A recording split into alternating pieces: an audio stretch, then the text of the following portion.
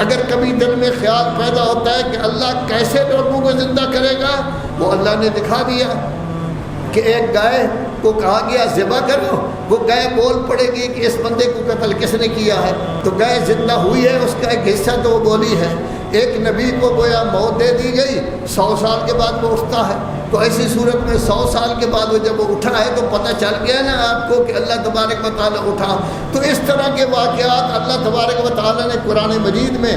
ذکر کر کے بیان کر دیا ہے کہ ہر چیز کو ہم نے دلیل کے ذریعے بیان کیا ہے۔ لیکن قرآن پڑھو سمجھو، سمجھنے کی کوشش کرو، ہر چیز کی دلیل آپ کو مل جائے گی، لیکن ذہن میں رکھو کہ اصل اس کائنات کا خالق اللہ ہے،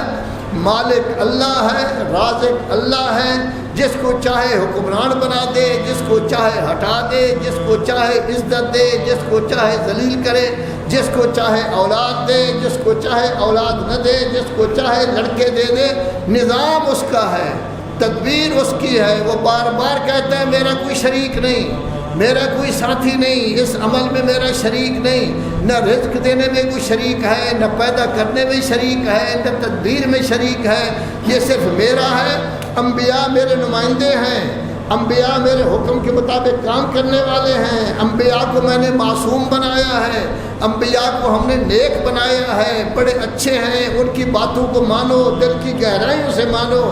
عمل کرو۔ یاد رکھو جو عمل کر رہے ہو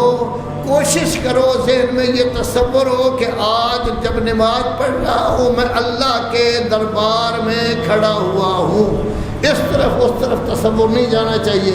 خیالات دوسری جگہ نہیں جانا چاہیے، صرف اور صرف 2-4 منٹ جو ہے وہ اللہ کی طرف توجہ ہو، اللہ عمل کو قبول کرتا ہے۔ لیکن نماز کی حالت میں کبھی داڑھی سے آدمی کھیل رہا ہے، کبھی کپڑوں سے کھیل رہا ہے، کبھی اپنے بٹن ٹھیک کر رہا ہے، کبھی کچھ کر رہا ہے، کبھی گھر پہنچا ہوا ہے، کبھی بچوں کے ساتھ بیٹھا ہوا ہے، کبھی بیوی سے بات چیت کر رہا ہے، تو یہ نماز تو پھر نماز ہی ہوئی، ڈیوٹی ادا ہو گئی، لیکن آپ نے مخلصانہ ڈیوٹی ادا نہیں کی۔ مخلصانہ یہ تھی کہ آپ کی توجہ کا مرکز صرف اور صرف اللہ تبارک و تعالی ہو۔